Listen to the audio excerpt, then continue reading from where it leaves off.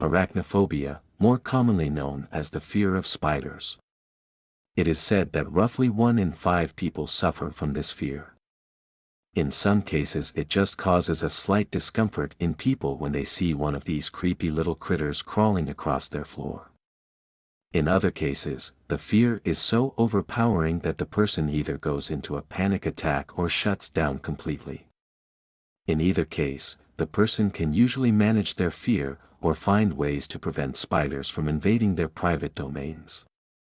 But what happens when the fear becomes more than just a fear? What happens when a person's mind is so overrun with the fear that they become convinced they're surrounded? One young woman was on the verge of finding out firsthand exactly what happens in just such a case. Her family had installed central air in their home just a few years prior, and it had been a welcomed blessing. The feeling of walking into a nice cool house after a long and exhausting day at work seemed to be a little slice of heaven for the young family. Everything was all fine and dandy up until recent days, when one of the daughters became convinced there was something living inside the vents. She had been hearing scratching, almost like a soft clawing, coming from the air vent in the floor next to her bed. As the sound grew louder, she became convinced that whatever it was had been coming for her, and she had armed herself with 2 cans of insect killer. Hesitant green orbs peered over the side of her bed as the noises grew louder, the cans held close to her as she watched and waited. She held her breath, her gaze glued to the vent.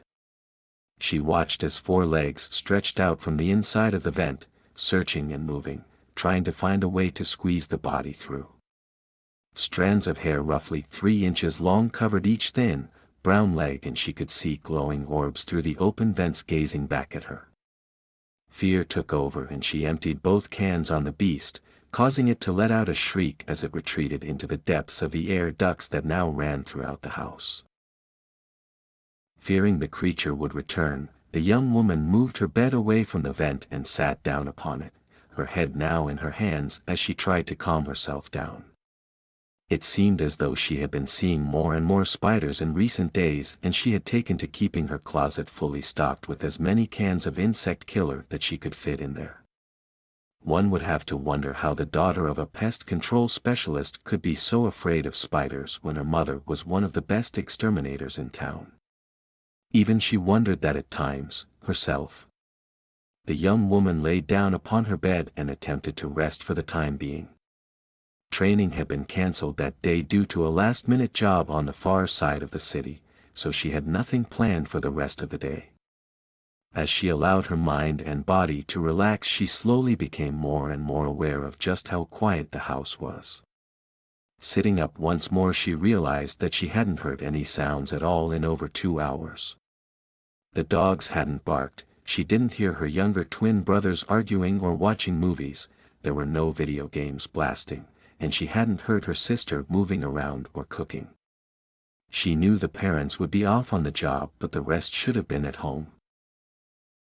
Cautiously she stood from her bed and moved to her door, opening it slowly before hesitantly taking a step into the hall. Arachnophobia wasn't the only thing she suffered, she was also plagued by autophobia, more commonly known as the fear of being alone or abandoned. As she made her way through the house, she became painfully aware that she was alone. There were no signs anyone was home or had even been home at all. The laundry was finished and folded, there was no note on the table, and even the vehicles were gone from the garage. She could feel her heart beginning to pound in her chest as she began to panic, but tried to hold it in. She turned and made her way back to her room, where she grabbed her phone to call her parents. 3 rings later and she got an automated message saying that the number didn't exist. She tried to call everyone in the family but got the same message each time. The young woman felt the tears slowly fall down her cheeks as she frantically began to search her room, looking for anything that would have her family members' phone numbers written on it. When she could find nothing, her pulse began racing and her breathing became fast and shallow. Movement in the corner of her eye caught her attention and she whipped her head around, hoping it was her father or someone else in her family. Instead, she saw a massive spider, the size of a Great Dane, coming into her room. She realized it must have been the one trying to get in through her air vents and quickly looked for a can of spray, as the beast was between her and her closet now. When she could find none, she grabbed her pistol, only used for protection, and readied herself for an attack. More spiders of the same size entered the room and she quickly found herself wrapped in their silk webbing, unable to move. She was forced to watch as the beasts drug her from her home and into the depths of the forest, knowing she would never make it out alive. As the young blonde struggled to get free, she was unaware that her surroundings were not what she saw them to be. Two figures stood on the opposite side of a plexiglass wall, a locked door keeping them safe from the young woman.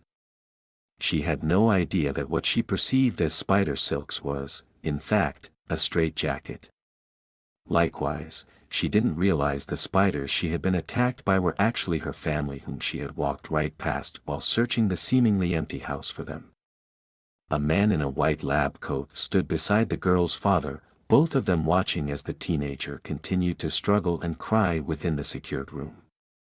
"I'm sorry, Mr. Martin," the doctor started as he turned his gaze to the man beside him. "I'm afraid your daughter is suffering from a level of psychosis that I haven't seen before. We will do everything we can, I promise you that, but I do not want to get your hopes up. I will start her on some medication and have a trained therapist try to talk her out of this mental state, but it seems as though her fears have completely overtaken her mind." As the doctor moved away to get the treatment plan in order, the young father stood watching his daughter. The others had gone home to straighten the girl's room back up so that it would be ready for her if she was ever allowed to come home, but he had opted to stay and talk with the doctors. Fearful green orbs soon caught his gaze through the plexiglass and for a moment it seemed as if she recognized him, but then another scream ripped itself from her throat and he had to look away.